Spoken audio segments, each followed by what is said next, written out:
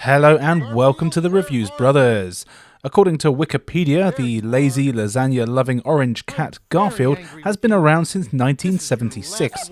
During that time, he's had a ton of media, starting out as a comic strip where he'd annoy his owner John and their dogmate Odie. He then moved into a live-action cartoon, which I used to love as a kid. There's even some live-action movies where Bill Murray does the voice. And of course, he's had a number of video games over the years as well. In fact, most platforms have seen Garfield in ones and zeros. More importantly, Toby Von Doom from the Secret Levels podcast is a huge fan of the mangy Moggy, and as it's his birthday soon, I thought I'd take a look at some of his games to see if Toby should spend his hard-earned allowance on them. So, how about I shut up, you press that subscribe button, and we take a look at some games. Just kidding. We are starting on the Sega Mega Drive, or Genesis if you're Toby, for Garfield Caught in the Act. Being a 16-bit game, it's no surprise that we have an action platformer here. The story goes that Garfield and Odie are cocking around and manage to break the TV. They try to fix it before John gets home and sells them to the local back alley food establishment. Garfield does a bodge job and doesn't put all the parts back in the TV. The ones he throws away turn into a demon called Glitch, of course. Demon then teleports Garfield into the TV and he has to explore some dangerous TV-themed levels in order to escape and stop Glitch. This is all done in side-scrolling fashion. You start inside the TV and have to explore a sort of hub world, looking for entrances to the various channels. You'll need to avoid loose wires, light bulbs and other things as you explore. These parts are generally pretty short though, and it can be tough to know what will hurt you and what is just the scenery. Once you're in the levels though, they really play quite similarly. It's just a case of getting to the end of the stage. Garfield can run and jump, he always has some sort of melee weapon, as well as a projectile that you can throw. These weapons are always based on the theme of the level, so in the horror level you get a candle to hit people with and you throw bones. The pirate level gives you bombs and a sword, the prehistoric level gives you a bone and more bones, the noir level gives you empty cans and a newspaper, and so on. None of them are actually used any differently, it's just how they look, but that's alright. And the levels are the real stars here. I actually really enjoyed seeing what was coming up. Garfield has a different costume on each level as well, to match the theme, and they all look great. In fact, the graphics in general here are excellent. Everything is bright and colourful, and the animation is superb. I do especially like the Casablanca levels, where he has a black and white noir look, and it really is cool. And the levels themselves can be tricky. There's plenty of enemies, all themed to that level. Most can be killed with a whack to the face or by throwing stuff at them though, but it is still easy to take damage. Also, there is a fair bit of exploring to do in the levels, with you needing to find doorways and sometimes hidden passageways to progress. Thankfully, there's no time limit and lives and projectiles are pretty easy to come across, so I never found that I didn't have enough. You even get bosses here, which are actually really fun. You'll need to figure out their weak spot, which can be tougher than you'd think. Overall, I had a lot of fun with this game. It was a lot better than I was expecting it to be. It's got great graphics, good control and interesting levels. Definitely one that you shouldn't overlook.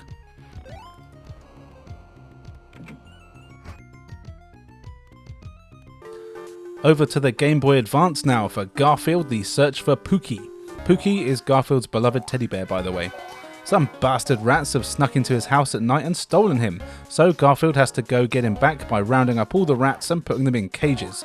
And man, this is a strange game. It looks like they had about $50 and 2 weeks to make the game, and this is what they came up with. Every level plays basically the same. You explore quite a large area until you find a rat. Then you have to grab the rat, then somewhere else on the level you'll find a cage. Just take the rats to the cage, and then you're done. But the catch is you have to do it one rat at a time, so there's a lot of going back and forth. On some of the levels you do have to get Odie to dig things up, but that's just a case of walking to an arrow and standing there. But there is also a driving level thrown in, though it's not very fun to play. The rats that you're trying to catch don't really attempt to run away from you, they just walk back and forth waiting to be caught, so the challenge isn't there. Instead, you have to worry about hazards in the levels. This could be broken glass on the floor, bottomless pits, hot ovens, or even evil wasps that are the size of eagles. Garfield can run, well, actually no he can't, he can walk very slowly. You can also jump, which is considerably faster than running, so I just jumped everywhere like an asshole. You can also attack, which is a weird scratch thing that you do by holding down the attack button. Basically, if you touch an enemy while holding B, you won't take damage, which is kinda nice. There are also items on each level, it's various bits of food. There's hundreds to collect, though as far as I could tell it doesn't really actually do anything, other than help you be a completionist. I didn't seem to get any extra lives or power-ups, etc., so I basically just stopped bothering to collect them.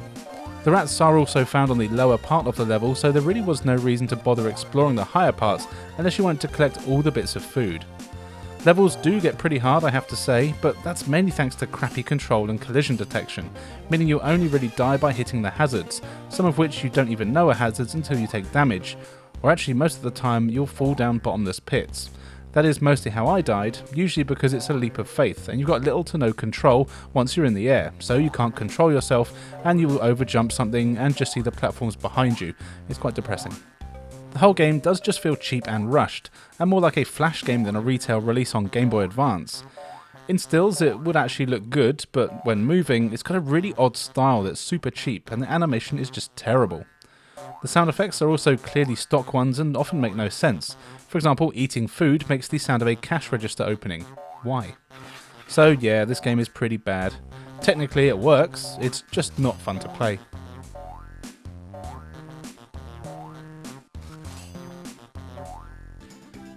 Sticking with the Game Boy Advance, here is Garfield and his 9 Lives. This is another side-scrolling platform game that doesn't even bother with a story. Instead, you're just given 9 levels to play through, each of which has its own objective. This is often just getting to the end of the stage, though sometimes you will need to collect a certain number of items, rescue other animals, or maybe just find a key to unlock the door in somewhere else in the level. Nothing exciting, but nothing too offensive either. The levels are nice and varied though. You visit Arbuckle Farm, a haunted house, the circus, the sewers, you climb a tree, and so on. Now, it's entirely possible that all the levels are based on Garfield comics, but I couldn't tell you. Need Toby to clarify that. Controlling Garfield is decent enough. He can run, jump and climb as you'd expect. To attack you can kick, but this is a real pain in the ass as the hit detection is pretty damn awful.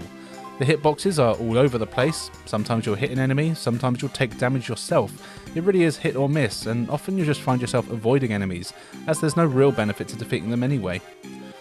The enemies are always themed on the levels that you're on, which is a nice touch, and it does mean that you don't see them repeated later on, which I actually really appreciate. Garfield also has an elbow drop for some reason, and you can use that to smash bits of the scenery and find hidden areas. I tried it on enemies, but only got hurt myself. But that doesn't mean it didn't work, it just probably means the hit detection still sucks. You also have a dash move that you can do with the shoulder buttons. This is also used to smash scenery and can be used to defeat some enemies and even kill some other bosses. Each level has 100 food items in it and a Pooky doll, which is usually hidden pretty well somewhere. Collecting these things isn't essential though, unless you want to 100% the game. Graphics wise, it actually looks great. I really like the style, which is just like the cartoon, and the animation is excellent. The sound and music is strange though, it's all very cheap sounding, and it's like they've used stock music for all of it. There's also a strange omissions of sound. For example, Garfield never makes a noise. Whether you're jumping, attacking, or even taking damage, there's nothing. Only the noises of the enemies and collecting items. But still, this game is actually kind of fun. It still feels pretty damn cheap in the gameplay department, but it's definitely the best of the 2 Game Boy Advance Garfield games.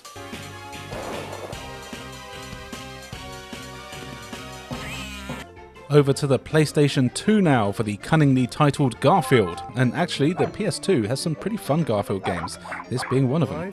There is a daft story here. John has gone out and Garfield and Odie have managed to trash the house, and Garfield has even eaten John's favourite lasagna. John said that if the place isn't cleaned up by the time he gets home, he's going to put Garfield on a diet. Amazingly, Garfield takes this seriously and actually decides to clean the house up. Skip forward a bit and Garfield gets a backpack vacuum cleaner which he will use to suck up items that are in the wrong place in the house and then use the blow function to put them back where they need to be. So essentially your goal in this game is to explore the house, find items in every room and place them back in their rightful place around the house. It doesn't sound exciting, but somehow I find this game really fun. Each room has 5 or 6 items missing in it and you get an outline of what is missing, so you need to explore and find where it is. Your vacuum bag can only carry 3 items at a time though, so you've got to pick and choose what you're collecting. Alternatively, there are storage boxes in various locations around the house that you can store things in. Sometimes you'll need to collect items in a certain order, as you'll need to use them to climb and jump onto higher places that you can't reach normally. Also, most of the doors in the house are locked. You'll need to earn keys by completing a room. As the vacuum blows and sucks, you can also use it to do other things like open drawers or cupboards. Doing this can create platforms for you to get around with, and you'll also need to blow anything on the walls that's crooked to make it straight. It's surprisingly addictive. As you open more rooms in the house, you also get other mini-games like having to do races against other Garfield characters, which is fun. And speaking of other characters, Odie is also following you around most of the time. He's a pain in the ass and is just there to bash into you and knock you over.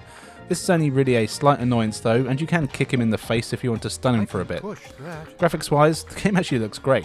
I'm guessing it's a budget game, but the character models are fantastic and everything's bright and colourful. The controls aren't perfect though. For the most part, controlling Garfield is fine, but getting his vacuum to aim exactly where you want to can be a pain, and you'll need to be just the right distance away from things, but you will soon get used to it. And that's all there is to the game really. It's a very simple concept that is way more addictive than I expected. It's quite relaxing to play. There is a time limit, but it's about 8 hours, so it's unlikely that you'll really have any problems with the game. Overall, I would actually recommend giving this a try. You might just be surprised. What's this? A package marked return to... Next on the PS2 is Garfield Saving Arlene. Garfield's lady friend Arlene has been caught and taken to the pound, so you and Odie set off to rescue her. A nice simple story. This is a pretty linear 3D platform game. Of course, you control Garfield as you explore various exciting locations like the streets, sewers, warehouses, docks, and so on, until you find your feline friend. Each area in the game is a mini obstacle course with simple puzzles in there, usually ones that involve pressing switches, but the main mechanic here is all built around food. Littered around the game you'll find ingredients, and as you progress you'll learn new recipes. These are basically used for abilities. Your abilities let you do things like kick Odie, which is used to get him across gaps so he can land on switches to open doors. You can also throw a bone for Odie to chase. This will defeat any enemies that are between Odie and the bone, and also you can cross water with it as you can ride on his back. You can also do things like make cheesecake that makes you inflate so you can float across large gaps like the fat cat you are. You don't really have to worry about running out of ingredients, even though technically you can, as there are plenty in each level and they do respawn every few seconds. There are enemies in here, mostly dogs. A lot of these you can just kick to stun them for a while, though other ones are tougher and you'll want to use your abilities or Odie to get rid of them. Something the game does that is pretty cool is split into different panels. It's like a comic. These panels show you different angles of the stage that you're on, usually letting you know where your objective is or where a button you need to press is or something along those lines. It can mess with the frame rate a bit, but overall I thought it was a nice little touch. Controlling Garfield is easy, and this is another game I found fun to play. I did have a look and I saw that all the Garfield games on PS2 got awful reviews, but honestly I really don't see why. The graphics here are excellent, and yeah, granted they are being upscaled on my Steam Deck, but the designs are good and it's just nice and bright and colourful. You get 9 levels in total, and none are too large or challenging, and you can collect Pooky bears to get extra lives. And if you have a spare lasagna recipe, you can use this to replenish your health. The game will only take about 3 hours or so to get through, and honestly, I'd say it's actually worth trying out for yourself.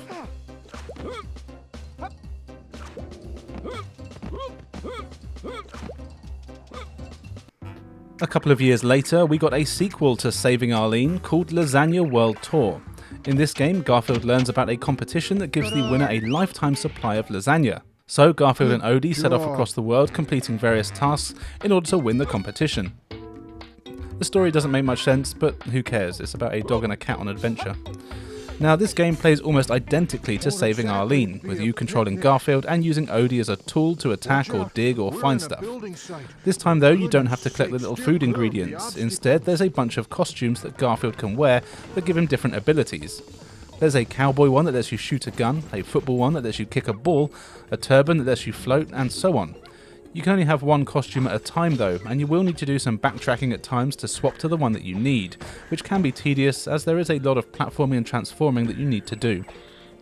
As you can probably guess, the puzzles mostly revolve around the use of various costumes and their abilities, like kicking a football to activate switches or break a weak wall, and then using a pop gun to pop balloons, that sort of thing. Odie comes in handy as he can still swim across water, and now you can jump on his back just to run faster. You start out in the streets, which I think are basically taken exactly from the other game, which I suppose makes perfect sense though. You'll be exploring, collecting Pooky bears and getting Odie to dig for keys to unlock doors. Then you go to Egypt, Mexico and Venice, with each one having its own set of costumes and introducing new ones. You still get the parts where the screen splits to give you a hint on what you need to do next, but you also get a few cool sections where you're running towards the screen away from something like a boss or a giant boulder, Indiana Jones style. These are fun distractions and help break up the gameplay. The graphics are still great here with some excellent character models, and I like how different each of the worlds is, though the puzzles in them tend to basically be the same. This is another game that got really awful reviews, and I really don't think they're justified, so don't be scared to try it.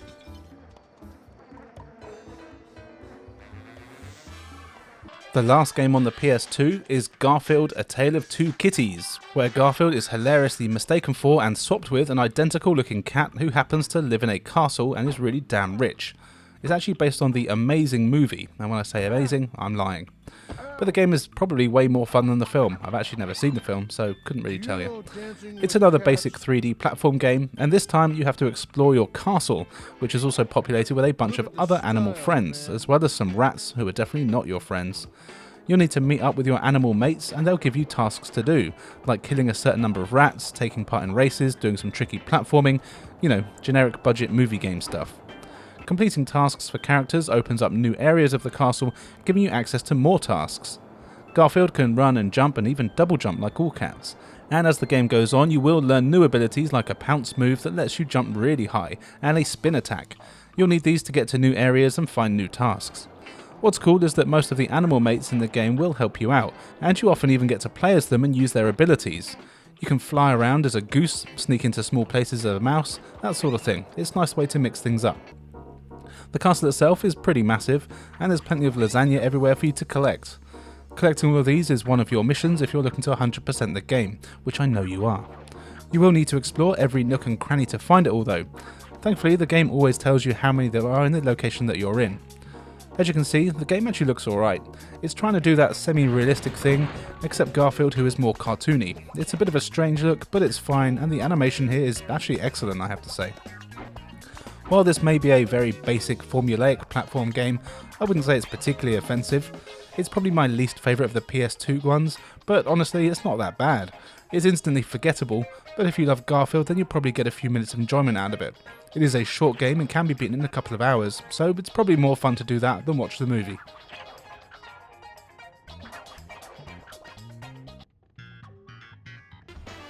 Over to the Wii now for Garfield: Threat of the Space Lasagna. This has a crazy story where a space lasagna is trying to take over Earth with the help of the mice, so Garfield has to stop them. And as it's a Wii game, this is done in a series of tedious mini-games that attempt to use waggle controls that barely work. So yeah, this game sucks. You can play it in multiplayer, but no one will want to play with you.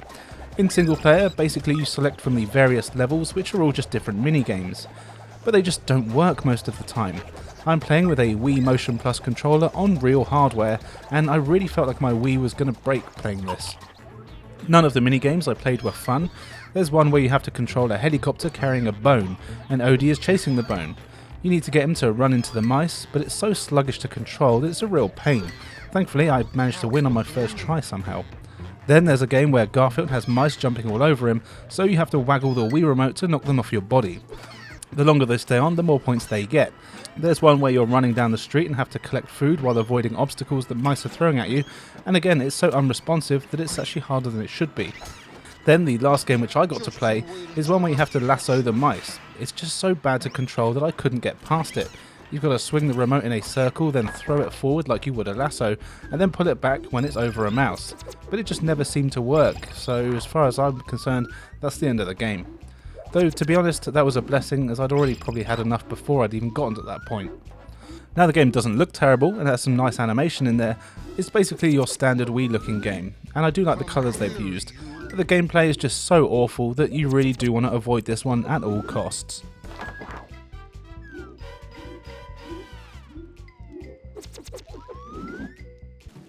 And finally for this video, here is Garfield Kart Furious Racing, shown here on the mighty PlayStation 5. As you may have guessed, this is a kart racer similar to Mario Kart, but with Garfield characters in it. You've got a bunch of characters to choose from, each with their own stats in terms of speed, handling and boost. Then you choose from a few cups, and you can do either single races, time trials or a Grand Prix, where you take on 4 races in a row. What's nice is that you do have to do some unlocking, so you want to play through them all to get access to all the tracks and characters. On top of this, there are different cars you can unlock, each with its own look and stats, as well as hats you can get which give you special abilities like being immune to certain power-ups or having a better boost, jumping higher, faster recovery, that sort of thing. It's a cool way to customise your racer so you've got a style that suits you. There's a few weapons to choose from here. You can get Lasagne, which is your boost, as well as some pies, which are your standard projectile. There's a few things you can drop behind you to slip enemies over, and even a magic wand, which, if you hit someone else with it, makes you immediately swap positions with them. The selection is fine, but there's nothing really in the way of catch-up power-ups for someone who might be struggling, so if you're crap, you'll likely spend most of your time at the back of the pack. The courses themselves are quite varied. I'm not entirely sure what they have to do with Garfield and his world, seeing you in the streets, construction zones, icy tundras, dockyards and so on. They're all fine, but they just don't really fit a theme. The actual tracks are also just a bit bland, like they do the job but are rarely exciting. They might have a jump here and there, but that's about it. It does all look pretty good though. The graphics are smooth and colourful, but for some reason it just really makes me think of a mobile game rather than a console one. It's just kinda cheap. But then again, I bought this game for £2.50, so I definitely got my money's worth. The controls are actually pretty good. You can do power slides by holding the X button, and once you're used to it and you have the right setup for your vehicle, these do work quite well and can make it easy to get around the tracks. There's also jigsaw pieces hidden on each of the tracks which unlock bonus content. You'll need to replay the levels a few times to find them all, and you'll even need specific combinations of characters, carts and hats at times to be able to reach some of them, which gives the game some good replay value. You can even play this online or in split screen with up to 4 friends, and it's actually quite fun to do this. Overall, it's actually not a bad racer, it's just painfully average at best, and pretty bare bones, but it's playable. It's never going to replace any of the other more popular ones out there, but if you have a younger audience that like Garfield, I'm sure they'll get a few laps of entertainment, and it's always on sale as well.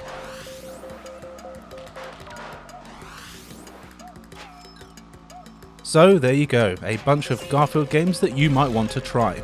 Toby, which one is your favourite? There's more out there, so maybe I missed the best one.